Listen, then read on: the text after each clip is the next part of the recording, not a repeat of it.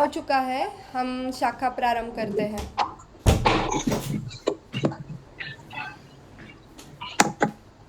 कृपया सभी अपनी जगह पे खड़े रहेंगे।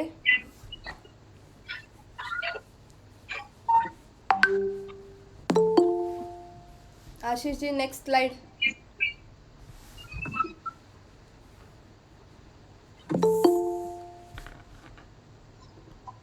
सावधान। संघ दक्ष।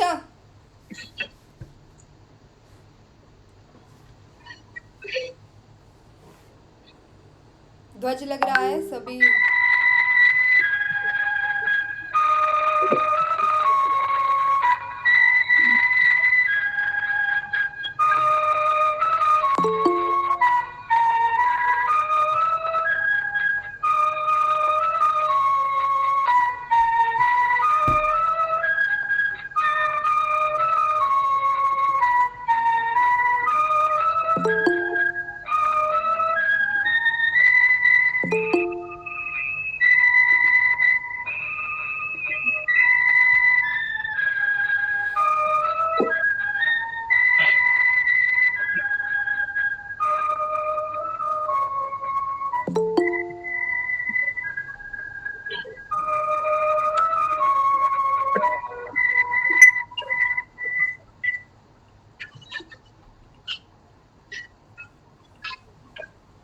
ध्वज प्रणाम। 1 2 3। स्वस्थान। उपविष्ट।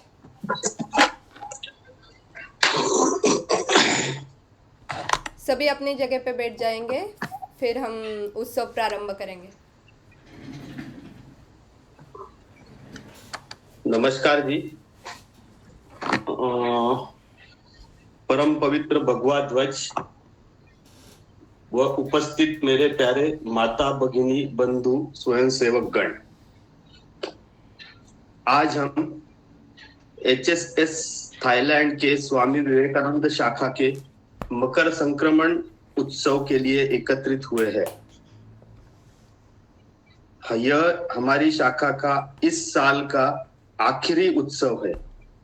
संघ शाखा में वार्षिक 6 उत्सवों का नियोजन किया जाता है, जो कि एक हर साल मनाए जाते हैं, जिसमें शुरुआत होती है वर्ष प्रतिपदा से, जो हमारे नए साल के स्वागत के लिए मनाया जाता है।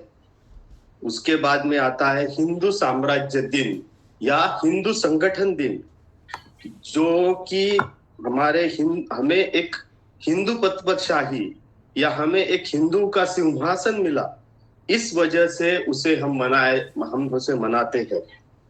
उसके बाद आता है गुरु पूजन का उत्सव, जो हम गुरु के प्रति, यानी हमने हमारे संघ के विचार में हमारे परम पवित्र भगवा ध्वज को अपना गुरु माना है, उसके प्रति हमारे समर्पण के लिए और मनाया जाता है। उसके बाद में आता है रक्षा बंधन या रक्षा सूत्र बंधन। जो रक्षा बंधन हमारे इसमें बहन भाई को रक्षा बनती है वैसे है, लेकिन हमारे यहाँ पे हम हर किसी को रक्षा सूत्र में बांधते हैं, जिससे आपसी प्रेम बंधुभाव जागृत करने के लिए मनाया जाता है। उसके बाद में आता है विजयादशमी एवं शस्त्र पूजन। ये हमें सामर्थ्यशाली बनने के लिए और हमारी सामर्थ्य प्रकट करने के लिए मनाया जाता है। और सबसे आखिर में आता है ये मकर संक्रमण का उत्सव, जो कि जैसे बताया गया है तिल और गुड़, यानी जो स्निग्ध और मीठा, उसका एक मिश्रण होता है और उसका एक अनन्य साधारण महत्व हमारे इसमें है। उसको जो एक सृष्टि में एक विशिष्ट परिवर्तन होता है, जहां पे सूर्य मकर राशि में प्रवेश करता है और हम दक्षिणायन से उत्तरायण की तरफ प्रवेश करते हैं। इसका और एक महत्व भी है, जैसे कि हम दिन बढ़ता जाता है, अंधेरा कम होता जाता है, तो हम महत्व यह है कि अंधेरे से उजाले की तरफ की ओर बढ़ते हैं। इसका मतलब हम हमेशा से शक्ति की और तेज की पूजा में रहते हैं, इसीलिए इसका भी अनन्य साधारण महत्व है। ये हमारे हर एक प्रांत में अलग अलग तरह से मनाया जाता है। जैसे कि महाराष्ट्र में मकर संक्रांति तिलगुड़, उसके बाद में दक्षिण में पोंगल करके मनाया जाता है, पूर्वोत्तर में आसाम में बिहू के रूप में मनाया जाता है, पंजाब में लोहड़ी, और गुजरात में उत्तरायण, जहाँ पे पतंग उड़ाया जाता है। और पतंग उड़ाने का एक कारण है, हम सुबह के सूर्य प्रकाश में, जो कि उस समय का सूर्य प्रकाश बहुत अच्छा है, वो आपको मिले। इसी के साथ हमारी शाखा के उत्सव में हम आप सभी का फिर से एक बार स्वागत करता हूं। हमारे कार्यक्रम की रूपरेखा कुछ इस प्रकार है। इस प्रस्तावना के बाद सांघिक गीत होगा, उसके बाद में अमृत वचन होगा, सुभाषित होगा, उसके बाद में वक्ता परिचय होगा, उसके बाद में एक एकल गीत होगा। एकल गीत के बाद कोई कुछ नहीं कहेगा, सीधे हमारे जो आज के प्रमुख वक्ता श्री उमेश जी मिश्रा है, उनका मार्गदर्शन होगा हमारा उनको इस विषय पे। उनका मार्गदर्शन होने के बाद में कुछ सूचना होगी तो वो होगा, प्रार्थना होने के बाद कार्यक्रम संपन्न होगा। अब मैं दिनेश जी से सांघिक गीत के लिए आमंत्रित करता हूं। जय श्री राम जी। करवट बदल रहा है देखो भारत का इतिहास, करवट बदल रहा है देखो भारत का इतिहास। जाग उठा है हिंदू हृदय में विश्व विजय विश्वास। करवट बदल रहा है देखो भारत का इतिहास। सदियों से विस्मृत गौरव का भारत माँ परिचय देगी। सौम्य शांत सुखदायी जननी नव युग नव जीवन देगी। उस जीवन दर्शन से होगा मानव धर्म विकास। पश्चिम के असफल चिंतन का सने सने होगा ह्रास। करवट बदल रहा है देखो भारत का इतिहास। जाग उठा है हिंदू हृदय में विश्व विजय विश्वास। ग्रीक मिटे यूनान मिट गए, भरत भूमि है अविनाशी। आदि अनादि अनंत राष्ट्र है, संस्कृति सुचिता अभिलाषी। भोगवाद के महल ढह रहे, बदल रहा इतिहास। बुझा सके हिंदुत्व सुधाई, अब वसुधा की प्यास। करवट बदल रहा है देखो भारत का इतिहास। जाग उठा है हिंदू हृदय में विश्व विजय विश्वास। 17 बार क्षमा हरि दल को, ऐसी भूल न अब होगी। कोटि कोटि बाहों वाली माँ अब ना अबला कहलाएगी। देश विघातक षड्यंत्रों का निश्चित निकट विनाश। एक अखंडित भारत देगा अनुपम अटल विश्वास। करवट बदल रहा है देखो भारत का इतिहास। जाग उठा है हिंदू हृदय में विश्व विजय विश्वास। संग वृक्ष शाखा उपशाखा दशों दिशा में फैल रही। हिंदू राष्ट्र की विजय पताका लहर लहर ललकार रही। केवल सत्ता से मत करना परिवर्तन की आस, जागृत जनता के केंद्रों से होगा अमर समाज। करवट बदल रहा है देखो भारत का इतिहास, जाग उठा है हिंदू हृदय में विश्व विजय विश्वास। जय माँ भारती। बहुत सुंदर, बहुत सुंदर। बहुत बढ़िया दिनेश जी, बहुत सुंदर।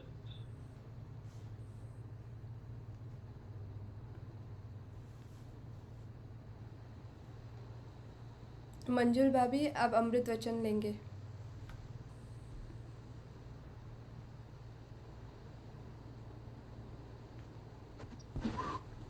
सभी लोगों को जय श्री राम। जय जी श्री मेरी राम। आवाज आ रही है? हाँ जी, हाँ जी, जय श्री राम। जय श्री राम, जय श्री राम। आ रही है आपकी आवाज? यस। जी जी जी। चलिए, आज का अमृत वचन है।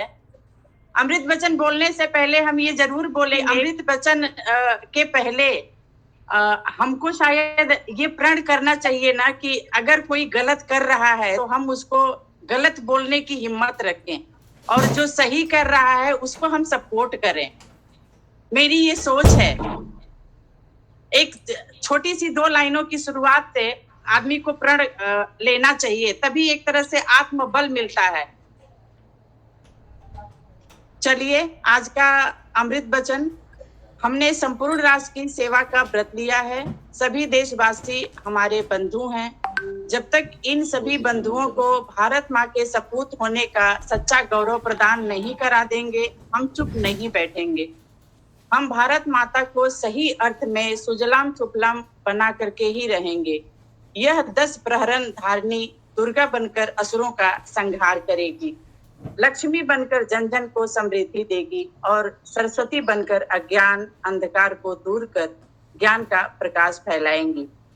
हिंदू महासागर और हिमालय से परिवेष्टित भारत खंड में सच्ची संक्रांति लाएंगे। अर्थात जब तक भारत खंड में एक रसता, कर्मठता, समानता, संपन्नता, ज्ञानवता, सुख और शांति का, जाह्नवी का पुण्य प्रवाह नहीं ला पाते हैं, हमारा भगीरथ तप पूरा नहीं होगा। जय श्री राम।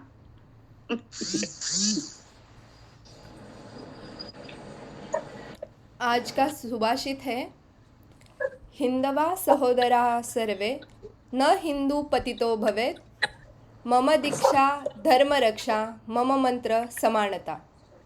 इसका भावार्थ है, सब हिंदू भारत माँ की संतान होने से सहोदर है, यानी कि भाई है, इसलिए कोई हिंदू पतित नहीं हो सकता। हमने समानता का मंत्र लेकर धर्म रक्षा की दीक्षा ली है।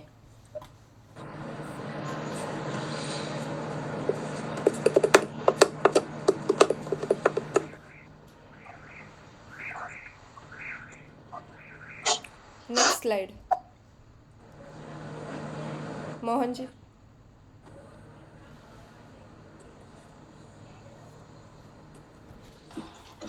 सबको नमस्कार जी। अभी एक मैं परिचय कराऊंगा। हमारे साथ में महानगर संचालक जी माननीय सुशील धनुका जी जुड़े हैं, तो मैं पहले उनका एक छोटा सा परिचय करा देता हूं, उसके बाद में वक्ता परिचय कराऊंगा।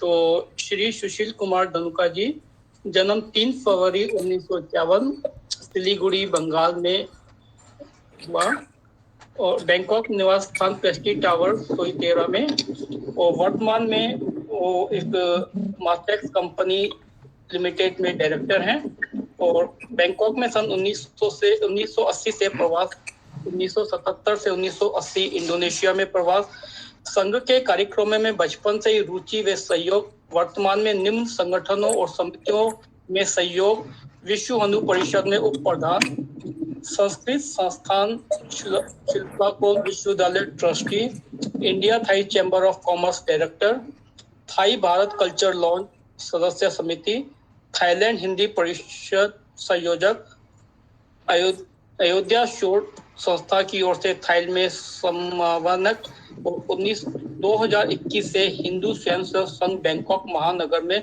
माननीय संचालक हैं। उसके बाद में मैं परिचय कराता हूँ अपने आज के मुख्य वक्ता जी का।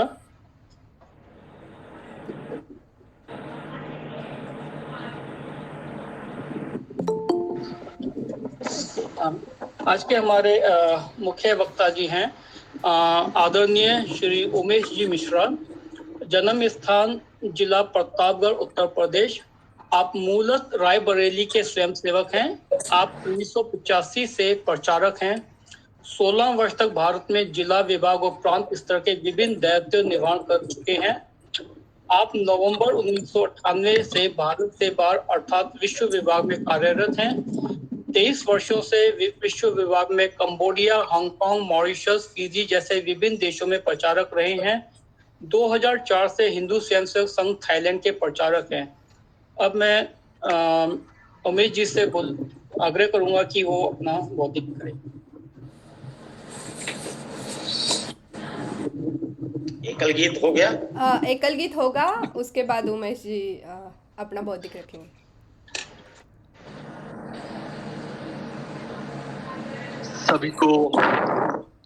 सभी को नमस्ते। जय श्री राम।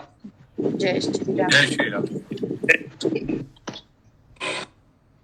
एक साथ उच्चार करें, हम ऐसा व्यवहार करें। एक साथ उच्चार करें, हम ऐसा व्यवहार करें। एक मंत्र का घोष करें, गुणवन्तो विश्वमार्यम्, गुणवन्तो विश्वमार्यम्। एक साथ उच्चार करें, हम ऐसा व्यवहार करें। एक साथ उच्चार करें, हम ऐसा व्यवहार करें। एक मंत्र का घोष करें, गुणवन्तो विश्वमार्यम्, गुणवन्तो विश्वमार्यम्। आज नहीं प्राचीन समय से मंत्र हमारा साथी, दूर दूर तक फैलाई थी आर्य धर्म की ख्याति।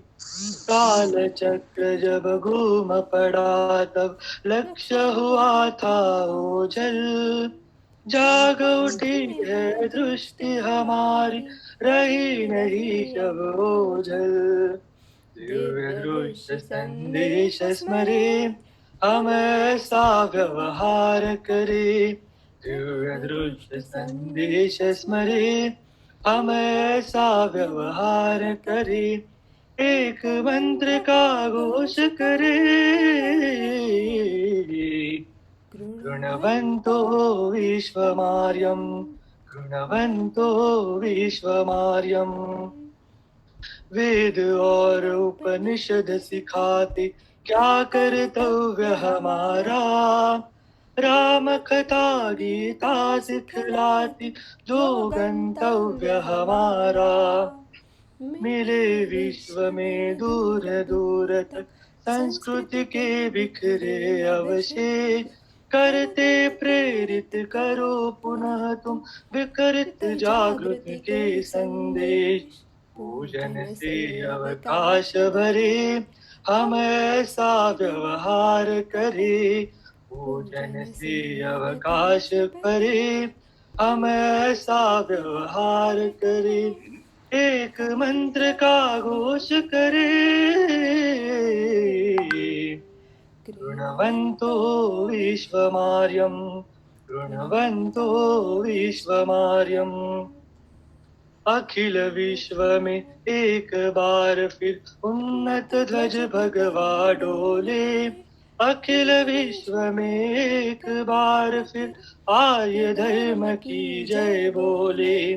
वेदों के अनुशीलन से हम आविष्कार नित नय करें। दुनिया का मानव भारत का आराधन और नमन करें।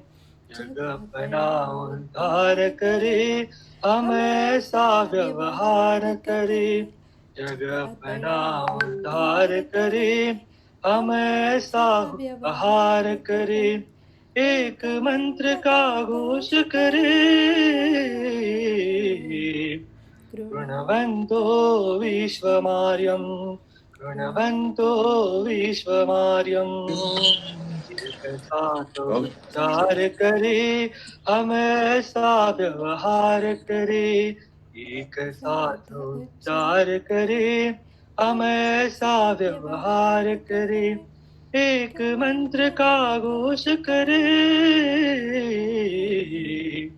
गुणवन्तो विश्वमार्यं, गुणवन्तो विश्वमार्यं, गुणवन्तो विश्वमार्यम्। धन्यवाद। बहुत अच्छा जी, बहुत अच्छा।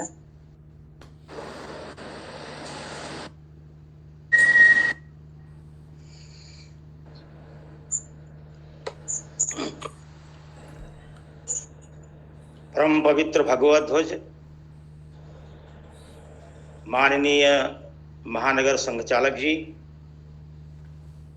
अपने हिंदू स्वयंसेवक संघ थाईलैंड एसोसिएशन के आदरणीय कार्यवाह श्री आशीष जी, अन्य उपस्थित अधिकारी वर्ग और आधुनिक तकनीक के माध्यम से अपने इस कार्यक्रम में जुड़े हुए आत्मीय भगिनी एवं आत्मीय बंधुओं, जैसा कि हम सब लोगों को पहले से ही मालूम है कि आज अपनी विवेकानंद शाखा का श्री मकर संक्रांति उत्सव है। मकर संक्रांति से जो तात्पर्य है वह है गति से। संक्रमण का अर्थ होता है एक स्थान से दूसरे स्थान पर चलना। धनु राशि से चलकर मकर राशि में भगवान भास्कर जब प्रवेश करते हैं तो उसको कहा जाता है मकर संक्रमण। हम सबको पता है कि 12 महीने में 12 राशियां हैं। भगवान सूर्य का जो भोग काल है वह प्रत्येक राशि पर 1 माह का है। ऐसे 1 माह क्रम से चल करके चलते चलते धनु से जब मकर पर भगवान सूर्य आते हैं तो उस समय 6 महीने का एक काल व्यतीत होता है और 6 महीने का दूसरा काल प्रारंभ होता है। उसको बोलते हैं संक्रमण काल। और उस संक्रमण काल की जो विशेषता है अपने शास्त्रों में जो वर्णन किया है उसके विषय में कहा गया है कि वह अति पुण्य काल है, पवित्र काल है, पवित्र समय है और सभी शुभ कर्मों को प्रारंभ करने का समय है। यज्ञ यज्ञादि हम उस दिन संपन्न कर सकते हैं, शुरुआत कर सकते हैं। उस दिन से यह पूर्ण काल प्रारंभ होता है, यानी दक्षिणायन समाप्त होकर के उत्तरायण में भगवान सूर्य प्रवेश करते हैं। हम लोगों का जो 6 माह होता है, 6 माह की दिन रात्रि होती है, वह देवताओं के एक दिन रात्रि के बराबर होती है। इसीलिए ये जो संक्रमण जो है ये साल में 2 बार होता है। आपको ध्यान में होगा, एक चैत्र कृष्ण पक्ष है और दूसरा आश्विन कृष्ण पक्ष है। तो इन दोनों कालों में अपना ये जो संक्रमण होता है, तो ये जो पुण्य काल है, जब मकर राशि में जब भगवान सूर्य प्रवेश करते हैं, तो जैसे मैंने निवेदन किया कि उसकी जो विशेषता बताई है शास्त्रों में, वो यह ऐसा वर्णन किया है कि माघ मकर गति, माघ मकर गति जब रवि होई, तीर्थ पति आव सब कोई। माने भगवान भास्कर जब माघ मास में मकर राशि में प्रवेश करते हैं तो उस समय संपूर्ण ब्रह्मांड के देवी देवता और संपूर्ण विश्व के जो पुण्यजन हैं वह प्रयाग में आते हैं, प्रयागराज में आते हैं। यानी अभी का जो नाम इलाहाबाद प्रचलित है वहां पर आते हैं। वो वहां पर क्यों आते हैं? प्रयाग याग में प्रा उपसर्ग लगा करके वो शब्द बना है प्रयाग, जिसका अर्थ होता है जहां पर नाना प्रकार के विशेष यज्ञ संपन्न किए गए हों। बड़ी बड़ी यज्ञ जहां पर संपन्न होती हैं उसको कहा गया है प्रयागराज। तीर्थों का जो राजा है वह है प्रयाग। तो ऐसे प्रयाग में आज के माने इस माघ मास में जाते हैं, और चाहे वह कितना भी बड़ा आदमी क्यों ना हो या कितना भी गरीब क्यों ना हो, उस संगम के तट पर, गंगा जमुना त्रिवेणी के संगम तट पर सभी बालू में रहते हैं। पहले तो घास फूस की झोपड़ियां बनाई जाती थी, बाद में भी पटकुटी जिससे टेंट वगैरह होते हैं, इस तरह से लेकर के 1 माह वहां पर कठिन साधना करते हैं और पुण्य अर्जित करते हैं। और कहते हैं कि आप स्नान ना भी करें एक बार गंगा में, त्रिवेणी में, लेकिन अगर आप केवल वहां दर्शन करते हैं तो दर्शन मात्र से कोटि जन्मों के जो पाप हैं, अग हैं, वो अपने आप समन हो जाते हैं। पुण्य तीर्थ पति देखि प्रयागा, निरखत जन्म कोटि अग भागा। करोड़ों प्रकार के पाप नाना प्रकार के योनियों में जो मेरे द्वारा, जीव के द्वारा संपन्न हुए हैं, वह उनका वो समन हो जाता है। ऐसे उस प्रयाग की महिमा है, और इस माघ मास की महिमा है, और इस अयन की, इस उत्तरायण की महिमा है। हम सब जानते हैं कि कोई भी जो उत्सव है अपने समाज में, वह नव चैतन्यता देने के लिए होते हैं। एक जैसा जीवन कुछ समय तक जीते रहने से उसमें आलस, ऊब और किसी कार्य को टालने की वृत्ति धीरे धीरे आती रहती है। ये स्वाभाविक मानव की प्रवृत्ति है, प्रकृति है। लेकिन जब उसमें कुछ चेंज होता है, जब उसमें कोई बदलाव होता है, तो फिर से एक नव चेतना या नव ऊर्जा लेकर के हम अपने कार्य में प्रवृत्त होते हैं, तो उसमें कार्य की सिद्धि, कार्य की सफलता जल्दी प्राप्त होती है। उत्सव का अपने यहाँ अर्थ ही है, उत उपसर्ग लगा करके शो में यह उत्सव शब्द बनता है, जिसका अर्थ होता है आनंद की प्राप्ति। अपने हिंदू समाज में अगर हम इस दृष्टि से विचार करते हैं तो हर दिन पावन है और हर दिन उत्सव है। दक्षिण के एक बहुत बड़े विद्वान हुए हैं हिमाद्री शेषाद्री जी। उन्होंने एक हिंदू धर्म के पर्व एवं त्योहार नाम की एक पुस्तक लिखी है। उसमें लगभग 2200 उत्सवों का वर्णन है। और भी ढेर सारे उत्सव होते हैं, कुछ लोकल होते हैं, मतलब कुछ अपने एरिया विशेष के होते हैं, कुछ सामाजिक होते हैं, कुछ राष्ट्रीय होते हैं। सभी उत्सवों का उसमें समावेश नहीं है। हिंदू समाज धर्म ग्रंथों में वर्णित जो मुख्य उत्सव हैं, ऐसे 2200 उत्सवों का वर्णन पंडित हिमाद्री जी ने अपनी उस पुस्तक में किया हुआ है। लेकिन अपने यहाँ जो ढेर सारे उत्सव, कोई शीतलाष्टमी का एक कोई व्रत होता है, कभी कोई अपने घर का कोई बालक किसी कक्षा विशेष में विशेष स्थान प्राप्त करता है, तो वह उस घर का भी उत्सव हो जाता है, उस गांव का उत्सव भी हो जाता है। मुझे याद है 1978 में एक श्यामलाल नाम का एक विद्यार्थी उत्तर प्रदेश की बोर्ड परीक्षा में प्रथम स्थान प्राप्त किया। जहां वो रिजल्ट देखने गया था, वहां से लेकर के हजारों के भीड़ के साथ जो छात्र गए थे परीक्षा फल देखने के लिए, उसके साथ एक उसका यशोगान करते हुए गांव में आए। गांव के लोगों ने उत्सव मनाया, घर के लोगों ने भी उत्सव मनाया। ऐसे जब कभी कोई राजा किसी विरोधी राजा को परास्त करके आता था, तो भी एक तरह से राज्य में, महल में उत्सव होते थे। तो मेरे कहने का मतलब है, हिंदू समाज के 365 दिनों में अगर उत्सवों की चर्चा की जाए तो शायद ही कोई ऐसा दिन बचे जिस दिन कोई ना कोई उत्सव अपने समाज में ना मनाया जाता रहा हो। राष्ट्रीय स्वयंसेवक संघ का जो एक विचार है उत्सवों के मनाने के पीछे की, जो उसकी भाव भूमिका है,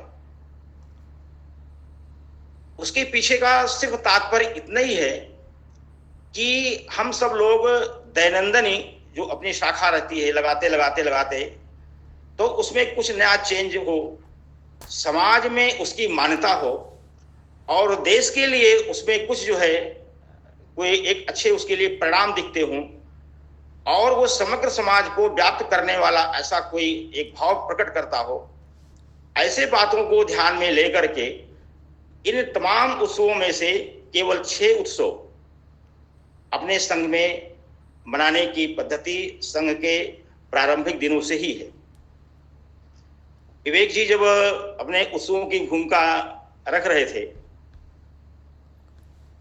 तो कभी कभी ऐसा होता है कि मुख्य उत्पाद से विज्ञापन ही इतना जबरदस्त होता है कि मूल उत्पाद की तरफ कोई ध्यान ही नहीं देता है। तो जब वो ढेर सारे उत्सवों का वर्णन कर रहे थे तो मैं सोच रहा था कि मैं क्या बोलूं, सब तो विवेक जी बोल दे रहे हैं, सभी उत्सवों के विषय में तो पूरी चर्चा कर दे रहे हैं, मुझे क्या बोलना है। तो जैसे उन्होंने एकदम एक एक उत्सव का उसके पीछे की भाव भूमिका क्या है उसको उन्होंने रखा, ऐसे ही मकर संक्रांति का जो अपना ये पावन पर्व है वह समाज को समरस जीवन प्रदान करने के लिए। आप सब लोगों को शायद ध्यान में होगा 24 नवंबर 1949 का संविधान सभा में अंबेडकर का एक भाषण हुआ था और उसमें उन्होंने ये निवेदन किया है कि जितने भी लोग उसमें बैठे थे संविधान सभा के, उसमें एक 65-70 लोग रहे होंगे मेरे अनुमान से उसमें, तो उसमें जो विषय उन्होंने रखा है उन्होंने कहा कि अगर हम ये समझते हैं कि हम बहुत दुर्बल थे, बहुत कमजोर थे, मेरे पास शक्ति नहीं थी, इसलिए हम बार बार पराजित होते रहे हैं, मेरे ऊपर परकियों का शासन होता रहा है, तो इस भ्रम को हम अपने मन से निकाल दें।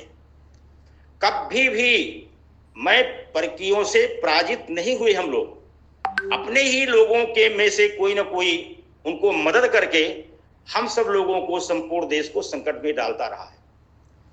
जब तक समता, आत्मीयता और भगवान बुद्ध का की जो करुणा है, ये जब तीनों का जब है देश के प्रति एक समन्वित रूप नहीं होगा, एक भाव उसके प्रति नहीं होगा, तब तक इस संविधान को लागू करने में हम सबकी बेईमानी होगी। माने उस समय प्रथम जो 26 जनवरी के पहले जो ये भाषण हुआ था उसमें अंबेडकर जी ने बहुत स्पष्ट एक समता युक्त और विषमता मुक्त समाज की कल्पना अपने संविधान सभा के सम्मुख रखी थी। कहते हैं जब नियत में खोट रहती है तो आनंद का जो स्रोत है वो सूख जाता है। बातें बहुत अच्छी हुई, लेकिन बाद में उस संविधान को लागू करने में जब लागू हो गया तो उसमें कैसे कैसे हेर फेर किए गए, यह बात हम सब लोगों को मालूम है। और सभी जो फेरबदल हुए हैं, चाहे साहब आनो केस को लेकर राजीव गांधी ने जो संशोधन किया, ऐसे 258-59 संशोधन अब तक अपने संविधान में हो चुके हैं। और वह जो जितने भी संशोधन हुए हैं वह अपने किसी न किसी स्वार्थ की सिद्धि के लिए हुए। वो राजनीतिक दल चाहे वो कोई विशेष उसमें हो, सभी संशोधन वह अपने विशेष हितों को ध्यान में लेकर के वो किए गए हैं। संविधान सभा में जो भाषण हुआ अंबेडकर का, वह इन सब चीजों को पहले से जानते थे, इसीलिए उन्होंने स्पष्ट रूप से ये बात सबके सम्मुख रखी थी कि जब तक समाज में एक रस जीवन नहीं होगा, एक रस जैसा कानून नहीं होगा, तब तक ये ऐसे कानून समाज को एक तरह से संगठित रूप में या एक शक्ति ऊर्जित करने के लिए वो पर्याप्त नहीं होंगे। और वो उनकी बात उसमें वो मानी नहीं गई। तो संक्रमण जो अपना पर्व है, यह एक समरसता से भी इसका संबंध है। जैसे अभी रचना बहन जी ने जो सुभाषित पढ़ा, यह जो है विष्णु पुराण का अति प्राचीन मंत्र है। लोग कहते हैं कभी कभी हम लोगों को, या आपको भी कहते होंगे, कि हिंदू शब्द वेदों में नहीं है, हिंदू शब्द धर्म ग्रंथों में नहीं है, हिंदू शब्द का कहीं उल्लेख नहीं मिलता है। अभी जो विष्णु पुराण का ये श्लोक हम लोग सुनते होंगे, हिमालयम समारंभ यावत इंदु सरोवरम तम देश निर्मितम भारत हिंदुस्थानम प्रचक्षते। इसको तो किसी ने, हम संघी ने नहीं लिखा ना, किसी अपने विचार के लोगों ने नहीं लिखा, ये तो भगवान व्यास जी ने लिखा हुआ इसका है। लेकिन जब हमारी शक्ति कमजोर होती है, जो हम दयनीय अवस्था में होते हैं, तो अपनी अच्छी बातें भी हमको जो है वो आनंद नहीं देती हैं। वो लगता है कि नहीं नहीं नहीं ऐसे ठीक कह रहा है।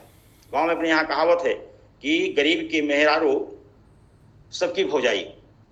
गांव में कहावत, शायद आप लोग उससे सब लोग नहीं समझ पाए होंगे इसका अर्थ। इसका मतलब यह है कि जो कमजोर है जो व्यक्ति, उसके परिवार के साथ कोई भी हटखेली कर सकता है, कोई मजाक कर सकता है, वो जानता है कुछ कर नहीं पाएगा उसका। लेकिन अगर जब कोई शक्ति संपन्न रहता है तो फिर उसकी तरफ आंख उठाकर देखने की भी क्षमता नहीं होती।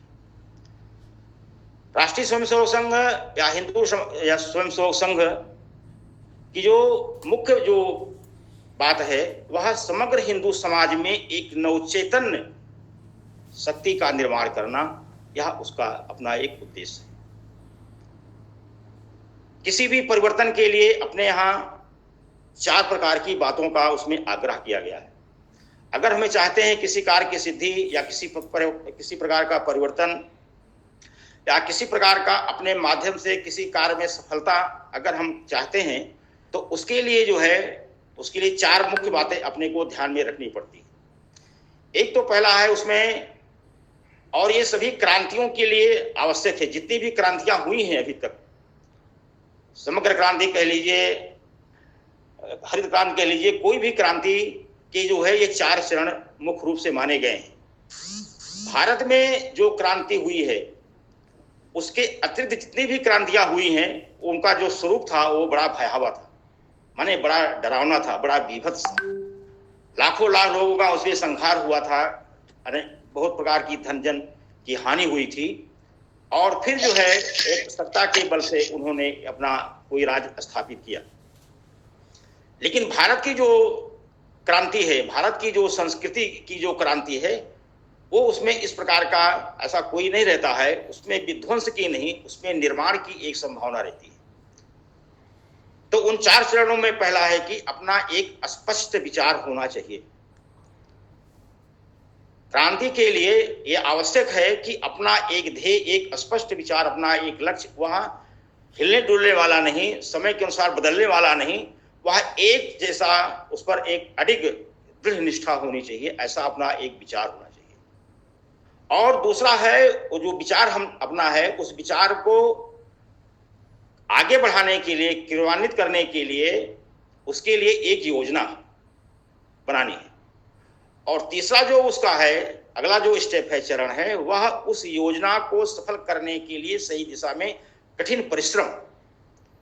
और चौथा है उस लक्ष्य की प्राप्ति में जब तक हम सफल नहीं होंगे तब तक यह कार्य अनवरत चलता रहेगा, ऐसा एक जो है भक्ति युक्त मन में एक संकल्प। ऐसे जब 4 चीजें होती हैं किसी भी क्रांति के साथ, किसी भी लक्ष्य के साथ, तो उसमें कोई संदेह नहीं है कि वह पूर्ण न हो। राष्ट्रीय स्वयंसेवक संघ के जो संस्थापक थे परम पूज्य डॉक्टर हरिद्वार जी ने समग्र हिंदू समाज के सामने यही विषय रखा।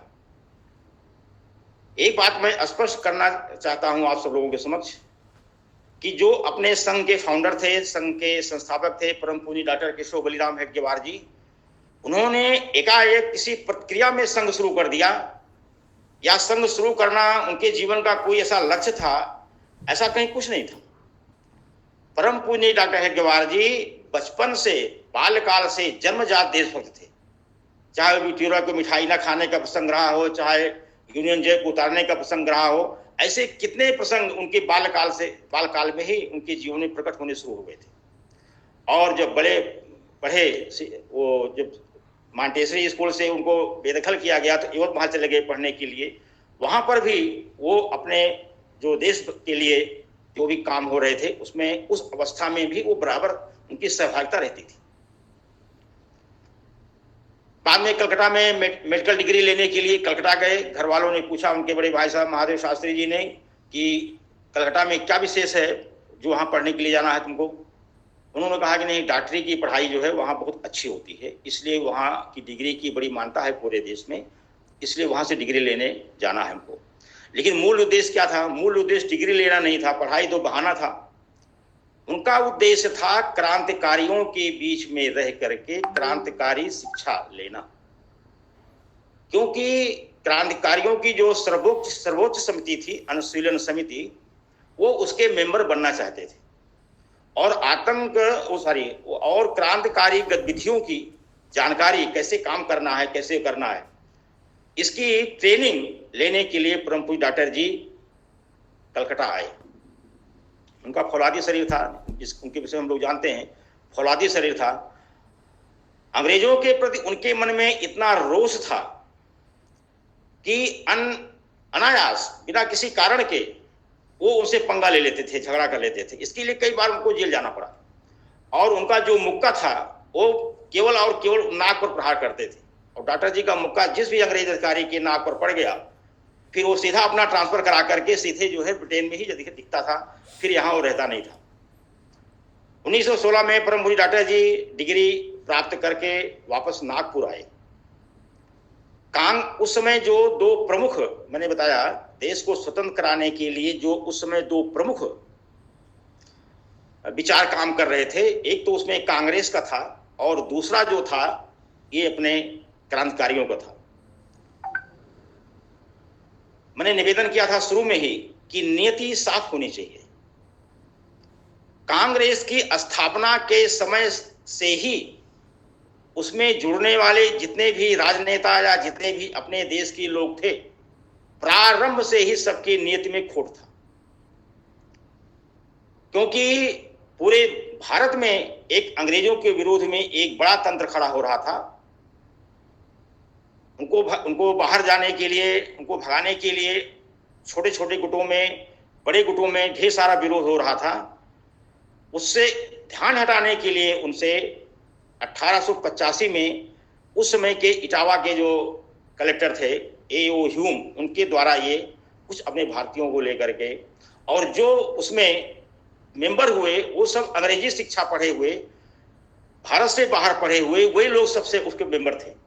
और प्रारंभ में 1920 तक की क्रम था कि कांग्रेस का मेंबर वही हो सकता है जो अंग्रेजी पढ़ना लिखना जानता होगा। वो तो बाद में जो अपने देश में जब इसका ढेर सारा विरोध हुआ, तब उसमें जाकर के उसकी मेंबरशिप के लिए वो उसमें नया संशोधन किया गया।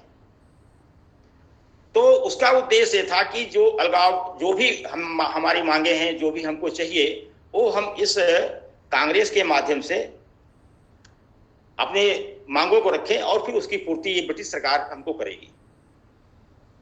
बहुत लंबे समय तक यह जो है छोटी मोटी मांगों को पूरी करने की संस्था ये कांग्रेस थी।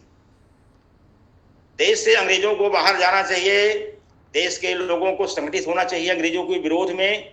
ऐसा ना तो कोई उनका अधिवेशन, ऐसा ना तो कोई विचार 1920 तक नहीं आया। 1920 में एक घटना घट गई। कांग्रेस का राष्ट्रीय अधिवेशन नागपुर में होने वाला था, हुआ। उस समय अपने संघ के जो फाउंडर हैं परम पूज्य डॉक्टर हेडगेवार जी, उस समय सह सचिव थे विदर्भ प्रांत के, और उनके नेतृत्व में पूरी व्यवस्था उस अधिवेशन की उनको रखी गई। उस अधिवेशन में परम पूज्य डॉक्टर जी की इच्छा थी कि कम से कम यहाँ पर जो है पूर्ण स्वराज की मांग रखी जाए। और जब उसमें वही प्रस्ताव जो है सबको बताया गया, बोले नहीं, अभी उचित समय नहीं है। और वहां पर अली बंधु भी थे, तो उसमें वो जो वंदे मातरम गान का दूसरा प्रसंग छिड़ा, तो अली बंधुओं ने कहा कि नहीं, इसमें बुत परस्ती की बू आती है, हम सब लोग जो है वंदे मातरम का गान नहीं करेंगे। तब परम पूज्य डॉक्टर हेडगेवार जी ने, और फिर उन्होंने जोड़ा, अली बंधुओं ने कहा कि कौन कहता है ये हिंदुओं का देश है, हिंदू राष्ट्र है।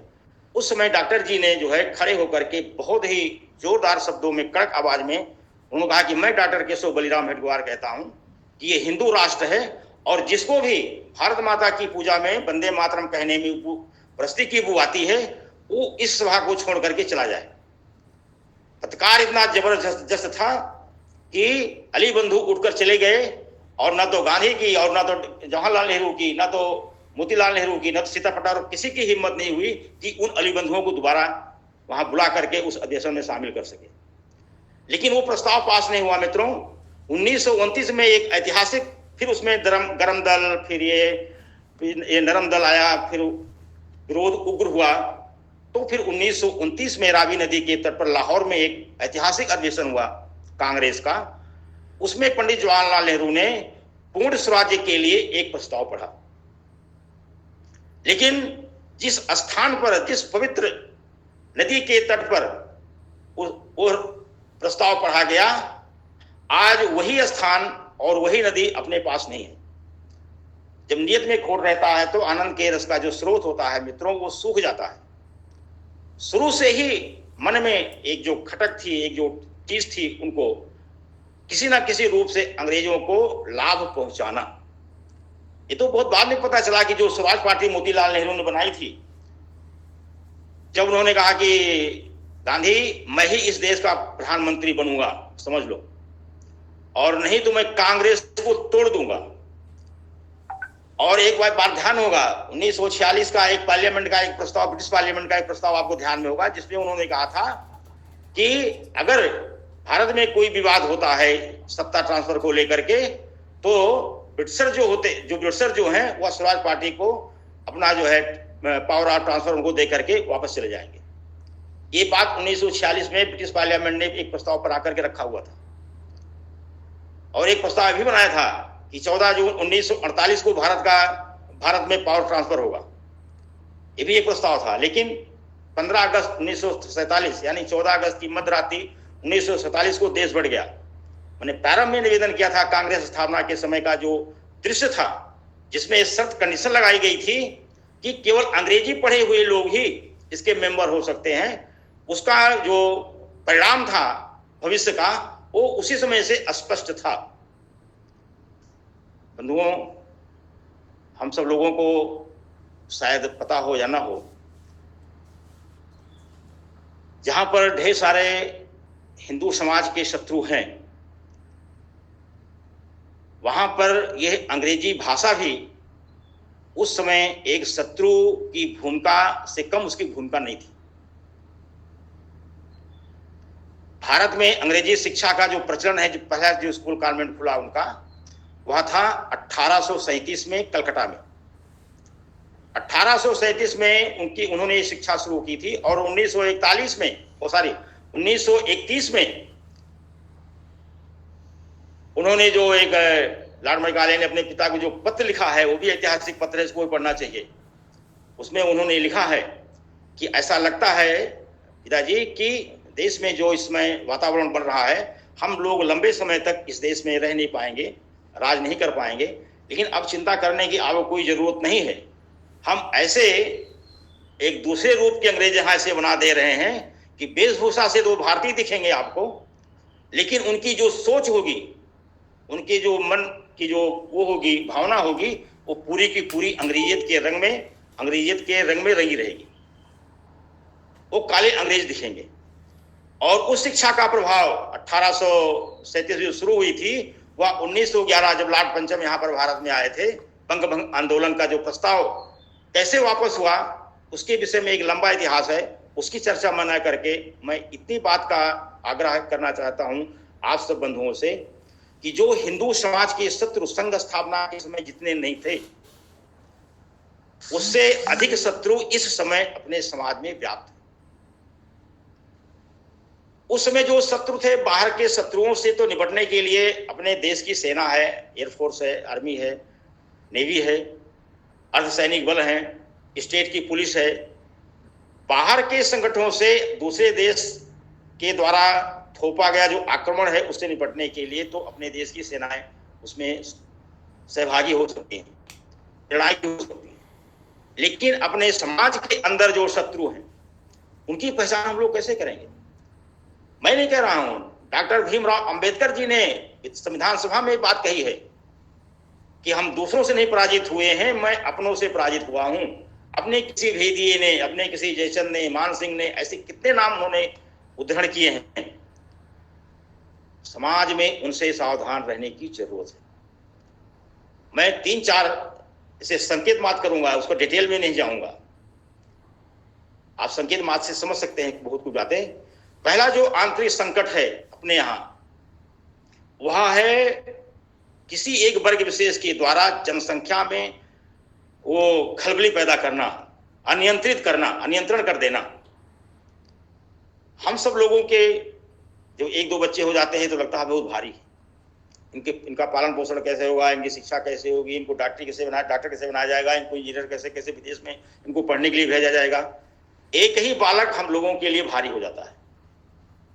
मैं अपने बचपन की बात बता रहा हूं। अपने सभी हिंदू परिवारों में 5-5, 6-6 भाई, 10-10 भाई, 12 भाई, 14-15 संतानें, बिना किसी डॉक्टरी उपचार के, बिना किसी नर्स के सहयोग से, एकदम नॉर्मल डिलीवरी के द्वारा, और वो प्रसूति माँ जो है जीवन पर्यंत स्वस्थ रहती थी, 100, 110, 116 साल के होकर के मरती थी। हमारी बड़ी माता जी 109 साल के होकर मरी, बड़े पिताजी 116 साल के होकर मरे। मैं अपने घर की बात बता रहा हूँ। ऐसे हमारे गांव में ऐसे सभी, और तब इस संख्या का जो एक वो था, संतुलन था, वो बराबर था। टाउन एरिया एक हंडिया नाम की टाउन एरिया है, वहां पर डॉक्टर यूनुस करके हैं, 28 उनके बच्चे हैं। मोहम्मद तालिब करके एक गंगागंज, जमुना जी किनारे एक मोहल्ला है, गंगागंज मोहल्ला, एक खुलदाबाद के पास लगता है, 42 उनके बच्चे हैं। आप कल्पना नहीं कर सकते मित्रों, अभी जो कांग्रेस का जो मंत्री पिछले मनमोहन सिंह सरकार में, जिसने जनसंख्या का संतुलन का जो स्टेटिक्स था उसने आउट कर दिया, कहा कि कुछ करने की जरूरत नहीं है, आने वाले 35 वर्षों में हिंदू अपने आप यहाँ इस देश में अल्पसंख्यक हो जाएगा, फिर किसी कुछ करने की जरूरत नहीं, लड़ने की जरूरत नहीं है। और जहां वोट की जहां राजनीति है उसमें आप देख ही देते हैं अभी कितने फैक्टर चलते हैं अपने देश में, कोई Y+M है, कहीं क्या है, Y+S है, कितने प्रकार के फैक्टर केवल जनसंख्या को ध्यान में लेकर के होते हैं। राष्ट्रीय स्वयंसेवक संघ प्रारंभ से समान नागरिक संहिता की बात करता चला रहा है, प्रारंभ से। एक देश, एक विधान, एक निशान, यही उसकी अपनी संस्कृति है, यही उसकी अपनी एक कल्चर है। विविधता में उसकी अपनी वही एकता का जो है प्रकटीकरण है। तो इसलिए इसको ध्यान में लेकर के हमें इस समस्या कैसे निपटना है, इसको ध्यान देने की जरूरत है। इसमें ढेर सारी बातें बहुत है, उसमें छद्म सेवा के नाम पर पैसा दे करके धर्मांतरण है, लब जिहाद करके फिर हिंदू परिवारों से लड़कियों को बेदखल करना है, और देख कितने प्रकार बहु बेटियों की शादी हिंदू परिवारों में नहीं हो इसके लिए उनके षड्यंत्र, ऐसे कितने 7-8 प्रकार ऐसे हैं जिससे कि अपनी हिंदू आबादी धीरे धीरे कम हो और उनकी आबादी धीरे धीरे बढ़ती जाए। मैं एक दृश्य आपके सामने खड़ा करना चाहता हूं। 15 अगस्त 1947 देश विभाजन के दिन 3 करोड़ 70 लाख मुसलमान इस देश में था, अपने भारत में, और 1 करोड़ 65 लाख मुसलमान वो हिंदू अपने पाकिस्तान में था। जब ये संपत्ति का इधर उधर हो गया, समझौता हो गया, तो उस समय 1 करोड़ 65 लाख हिंदू पाकिस्तान में और 3 करोड़ लगभग 30-40 लाख मुसलमान भारत में रह गया। हिंदुस्तान का मुसलमान 3 करोड़ से बढ़कर के अपने को 20-22 करोड़ मानता है, और पाकिस्तान का हिंदू 1 करोड़ 65 लाख से घट करके एक अभी तो 25-26 लाख था, अभी 3-4 साल पहले, अभी हो सकता है 15-16 लाख। दोनों के लिए समय एक जैसा मिला, एक जैसा समय, उतने समय दोनों के लिए था, लेकिन वहां संख्या घट करके लाखों में आ गई, उंगलियों पर गिनी जाने लगी, और यहाँ संख्या का जो रेशियो था, जो घनत्व था, वो जो है कितना बढ़ गया, लगभग जो है मल्टीपल उसमें बढ़ा। ये बातें हम लोगों को पीड़ा देती नहीं देती, कभी हम सोचते ही नहीं सोचते इन सब बातों को। नहीं बस ठीक है, थोड़ा हिंदू समाज का ऐसे कल्याण हो जाएगा, कोई ना कोई आ जाएगा, ऐसा नहीं चलता मित्रों। और दूसरा जो संकट है हिंदू समाज के सामने, वो धर्मांतरण का ही है, और वो छद्म सेवा के नाम पर झूठी सेवा करके, छलावा दे करके बच्चों का धर्मांतरण करना, उस परिवार का धर्मांतरण करना। सन 1542 में जेवियर नाम का एक पास्टर यहां पर आया था भारत में, और उसने लगभग 70,000 लोगों को धर्मांतरित किया। गोवा में जो लुइस करके आए थे दूसरे संत, 7 लाख लोगों को उन्होंने धर्मांतरित किया, पूरा पुर्तगाल बना दिया उसको। मेरा कहने का तात्पर्य है कि इतने आप भी देखते होंगे, नागालैंड में 98% हिंदू था, 2% भी हिंदू नहीं रहा वहां। जो 7 सिस्टर स्टेट कहे जाते हैं, नागालैंड, मणिपुर, मिजोरम, त्रिपुरा, अरुणाचल, असम, धर्मांतरण कहा यहाँ कितना जबरदस्त वो है महाराज। एक नियोगी कमेटी भी आई, उसका भी कुछ नहीं हुआ। जब तक समाज चेतन नहीं होगा, समाज जागरूक नहीं होगा, अपने आसपास फैले हुए संगठनों को देख करके उसका प्रतिकार करने के लिए नहीं खड़ा होगा, तब तक आप अगर आप ये समझें कि स्थिति बदल जाएगी तो हो नहीं सकता।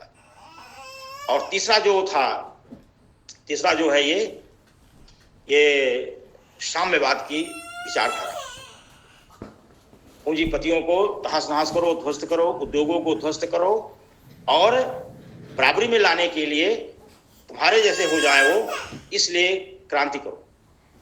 उनके अंदर छोटे छोटे अगुड़ दे करके, बीड़ी पिलाने का, कुछ देसी शराब पिला करके अपने मनचाह का अनुकूल उनको ढालने का, यह जो है आंदोलन, और उसका दुष्चक्र कितना था उनका, उसके पीछे की उनकी भाव भूमिका थी, वो अगर आप ध्यान दें तो 1962 के जो युद्ध में तो चीन ने आक्रमण किया भारत पर, तो उस समय सभी जो है जितने ट्रेड यूनियंस थे, जितने उद्योग थे, सब ने हड़ताल करा दिया, क्योंकि सब चाइना के सपोर्ट में थे। जितने कम्युनिस्ट थे चाइना के सपोर्ट में थे। उस समय भारतीय मजदूर संघ ने जो है पूरे देश को एक नारा दिया, राष्ट्र के हित में करेंगे काम, काम के लेंगे पूरे दाम।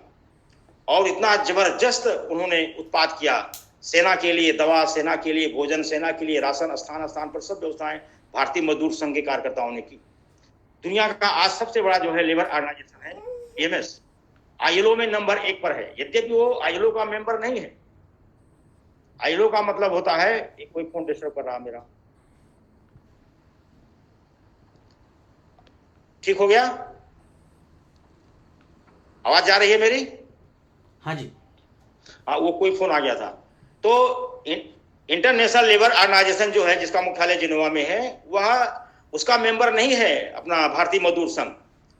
लेकिन आईएलओ की कोई भी कॉन्फ्रेंस बिना भारतीय मजदूर संघ के वो पूरी नहीं होती है। उनको सब प्रकार की पूरी व्यवस्था दे करके जितने पूरे वर्ल्ड की जो है मेंबरशिप है, उसकी 2 गुना से ज्यादा मेंबरशिप केवल भारतीय मजदूर संघ की है। ये कहां से प्रेरणा लेता है? हमने सुना है कि आज का जो नागरिक है, आज का जो विद्यार्थी है, वो कल का जागरूक नागरिक है। कल का जागरूक नागरिक बने ना बने, आज का जो विद्यार्थी है वो आज का ही जागरूक नागरिक बनना चाहिए। इस विचार को लेकर के अखिल भारतीय विद्यार्थी परिषद संगठन खड़ा हो गया और पूरे वर्ल्ड में नंबर 1 पर उसकी मेंबरशिप है इस समय। श्रीनगर के लाल चौक पर पहला तिरंगा फहराने वाले, मतलब जो भी मुरली मनोहर जोशी से भी पहले 1986 में जो है ये अखिल भारतीय विद्यार्थी परिषद ने श्रीनगर के लाल चौक पर तिरंगा झंडा फहराया था। और उन्होंने कहा था कि नहीं, आज का विद्यार्थी जो है, आज का नागरिक है, देश की सभी समस्याओं के साथ वो अपने को जोड़ करके भारतीय संस्कृति के आधार पर शिक्षा नीति बने, इसके लिए सतत संघर्षरत है। जितने भी ट्रेड यूनियन है जो उसमें इस प्रकार के जो खुराफाती दिमाग डालते हैं, जो विचारधारा को चेंज करते हैं, चाहे वो जेएनयू का मामला हो, चाहे अन्य किसी स्थान का मामला हो, उसमें विद्यार्थी परिषद जो है आज एक विचार स्तंभ के रूप के सबके सामने खड़ा हुआ है। भारतीय संस्कृति पर शिक्षा होनी चाहिए। गांधी हत्या के बाद जब संघ पर प्रतिबंध लगा और संघर्ष से प्रतिबंध हटा, उसमें परम पूज्य गुरु जी का प्रवास, एक तरह से कंटिन्यू प्रयास, लगातार प्रवास उनका जो है बिना किसी रुकावट के एक दिन में 2-2 प्रांत को कवर करना, ऐसा गुरु जी का धुआंधार प्रवास शुरू हुआ।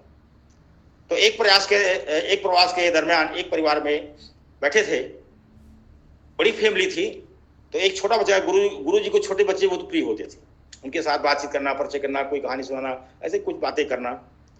और उनकी मेमोरी इतनी जबरदस्त थी कि 30 साल बाद भी वो छोटा बच्चा जब बड़ा होकर के उनके सामने आएगा तब उसके नाम से उसको पुकारेंगे। ऐसे गुरु जी की स्मरण शक्ति थी। और जब उस परिवार में बैठे थे गुरु जी, तो पूछा, कुछ चित्र लगे हुए थे, सब विषय पूछा, सब विषय बताया। वो एक चित्र भगवान राम का धनुष बाण लेकर के था, आधा चित्र। पूछा, ये कौन है? बोले, इनके विषय में तो पिताजी ने नहीं बताया हमको कौन है। माने सबके संतों के विषय में बताया, जितने क्रिश्चियन संत थे उनके विषय में सब बताया उसने, यीशु के विषय में बताया, मदर टेरेसा के विषय में बताया, लेकिन भगवान राम के विषय में वो एक वाक्य नहीं बता सका। और जब परम पूज्य गुरु जी को ये ध्यान में बात आई, तो ऐसे तो फिर ये कॉन्वेंट की जो शिक्षा पद्धति पहले जानते भी थे लोग, सब लोग, लेकिन इस प्रकार से अगर इनका वो संख्या वृद्धि हुई, बढ़े, तो भारतीय संस्कृति जो चिन्ह है, जो हमारे अवतार हैं, जो हमारे आर्य पुरुष हैं, उनके विषय में तो कोई बच्चा जान ही नहीं पाएगा। और उन्होंने फिर जो है सरस्वती शिशु मंदिर गोरखपुर में एक नीम का पेड़ था, पक्की बाग नाम के स्थान पर, वहां पर वो शिशु मंदिर शुरू किया गया। भारतीय संस्कृति के विचार को लेकर के, महापुरुषों के विचार को लेकर के संस्कारक्षम शिक्षा देने के लिए वह शुरू हुआ। ऐसे ही सेवा बस्ती झुग्गी झोपड़ी में कौन जाएगा, इसके लिए सेवा भारती शुरू हुआ। आज ये सभी संगठन 50-60 से जो संगठन है, अखिल भारतीय स्तर पर ही नहीं, विश्व स्तर पर संग्रहित है, वो संगठित है, अपना काम कर रहे हैं। 500 वर्षों से गुलामी का एक चिन्ह राम जन्मभूमि मंदिर पर उसकी मुक्ति कैसे हो, इसके लिए विश्व हिंदू परिषद सक्रिय हुआ। ऐसे जितने भी संगठनों के नाम हम लोग आपके सम्मुख रखे हैं, इन सब का जो प्रेरणा स्रोत है, ये प्रेरणा कहाँ से लेते हैं, ये ऊर्जा कहाँ से लेते हैं? तो सभी लोग एक समवेत स्वर में बोलते हैं कि संघ जो है यह हमारी जननी है। सभी संगठन संघ से प्रेरणा लेते हैं, सबके अपने स्वतंत्र बॉडी है, उनकी स्वतंत्र उनका कार्य करने की पद्धति है। संघ उसमें कोई हस्तक्षेप नहीं करता है, किसी संगठन नहीं करता है।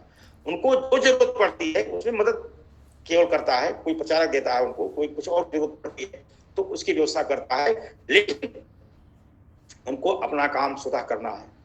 तो ऐसे ही जो छत्र सेवा के नाम पर धर्मांतरण कर रहे थे, उनके सामने बनवासी कल्याण आश्रम खड़ा हो गया।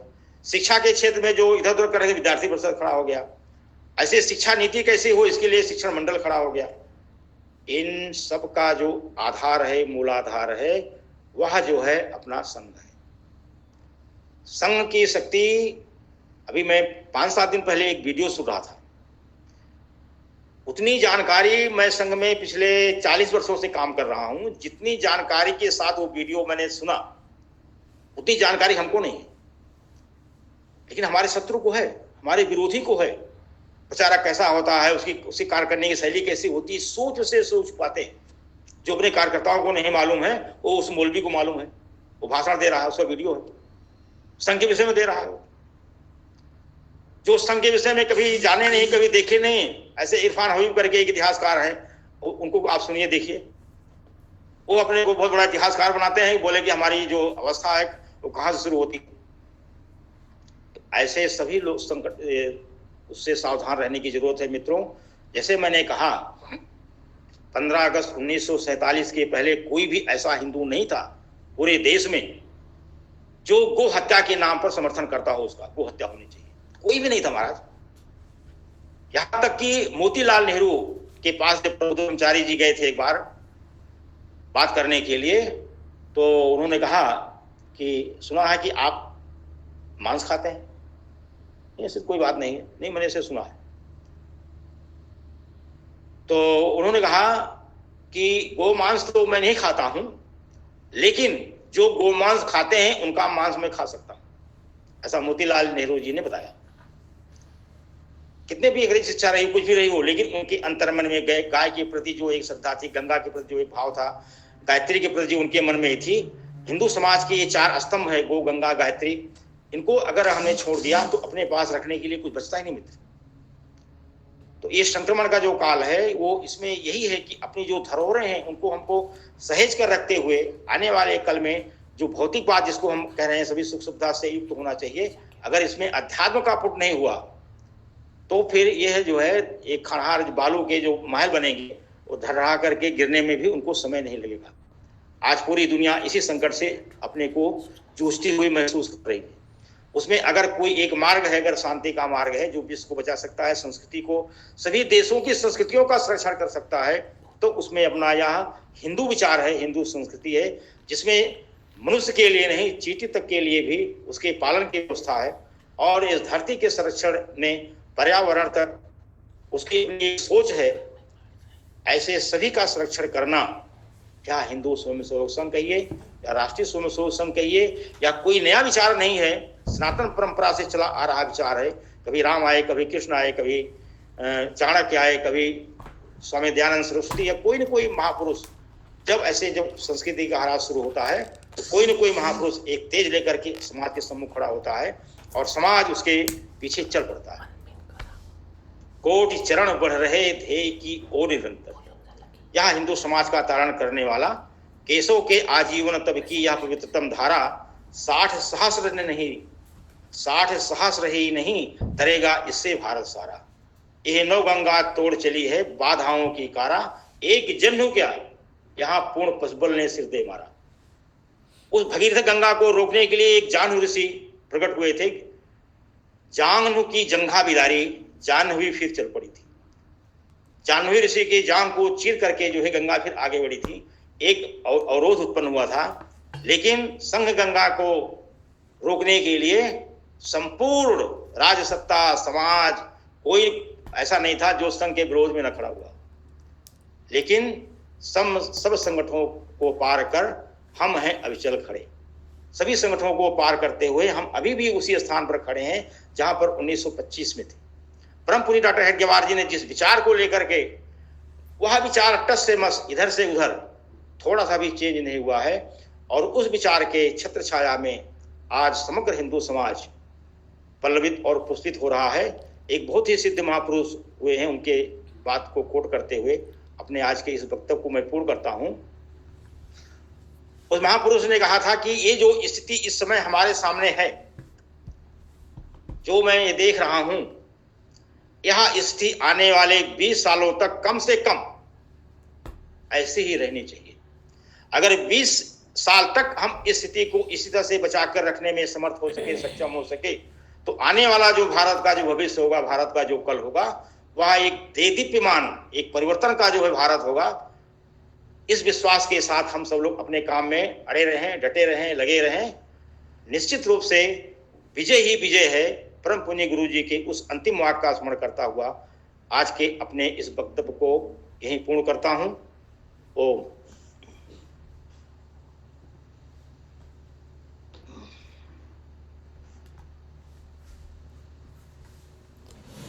कृपया प्रार्थना के लिए सभी अपनी जगह पे खड़े रहेंगे और प्रार्थना जब होगी तब सबके माइक म्यूट रहेंगे, सब अपने अपनी जगह पे प्रार्थना दोहराएंगे। सिर्फ मयूर जी मेरे पीछे प्रार्थना दोहराएंगे, उनका माइक अनम्यूट रहेगा। और सभी अपने वीडियो चालू कर सकते हैं प्रार्थना के दौरान। सावधान, संघ दक्ष। Ashish ji next slide. प्रार्थना। सर्वमंगल मांगल्यम देवीं सर्वार्थ साधिकां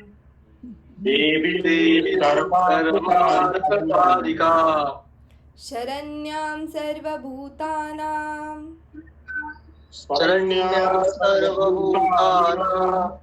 नमामो भूमिमातरम्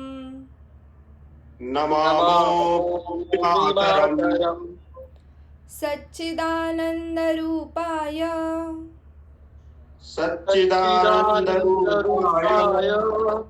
विश्वमङ्गलहेतवे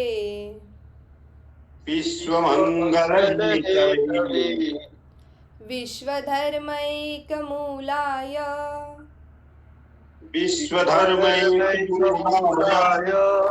नमोस्तु परमात्मने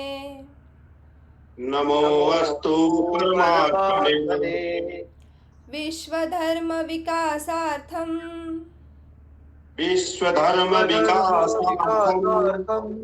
प्रभो संघटिता वयम्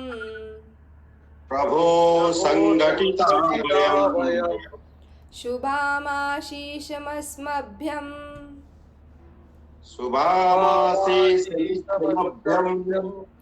देहि तत्परिपूर्तये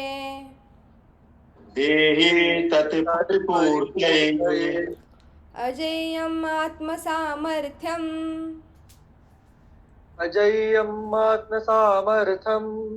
सुशीलं लोकपूजितं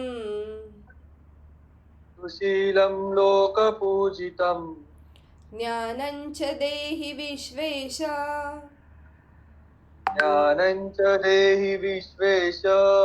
ध्येयमार्गप्रकाशकम्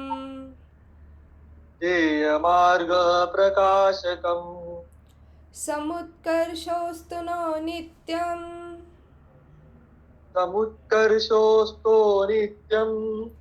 निःश्रेयस समन्वित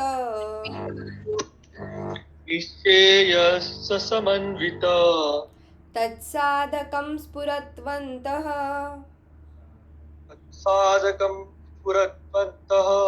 सुवीरव्रतमुज्ज्वलम् विश्वधर्मप्रकाशेन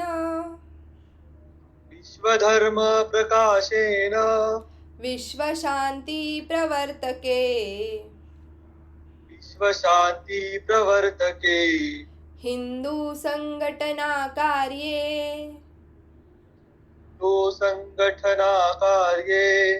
ध्येयनिष्ठा स्थिरास्तु नः ध्येयनिष्ठा स्थिरास्तु नः सङ्गशक्तिविजेत्रियम् सङ्घशक्तिविजेत्रियम् कृत्वा स्म धर्मरक्षणम् कृत्वा स्वधर्मरक्षणम् परमं वैभवं प्राप्तुं परमं वैभवं प्राप्तुं समर्थास्तु तवाशिषा समर्थातु तवाशिषः त्वदीये पुण्यकार्येऽस्मिन् त्वदीये पुण्यकार्येऽस्मिन् विश्वकल्याणसाधके विश्वकल्याणसाधके त्यागसेवाव्रतस्यायं यागसेवाव्रतस्यायं कायो मे पततु प्रभो कायो मे पततु प्रभो। विश्वधर्म की जय। विश्वधर्म की जय। थाई देश की जय। थाई देश की जय। ध्वज प्रणाम 1 2 3।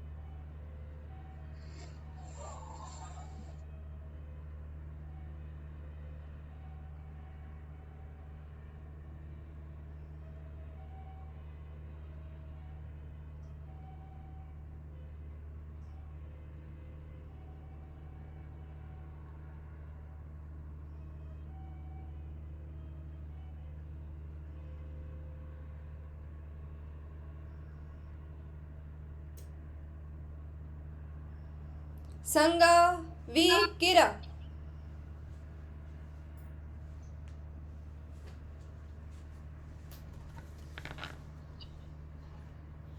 सभी लोगों को सादा सप्रेम नमस्कार। सभी लोगों को सादा सप्रेम नमस्कार।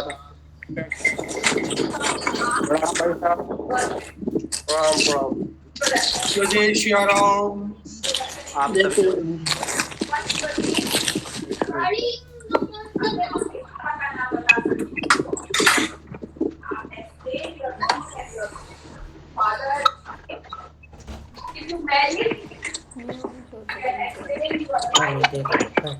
ध्वजाच्या वेळेस म्यूट होतं. प्रणाम सभी बंधुओं को नमस्ते।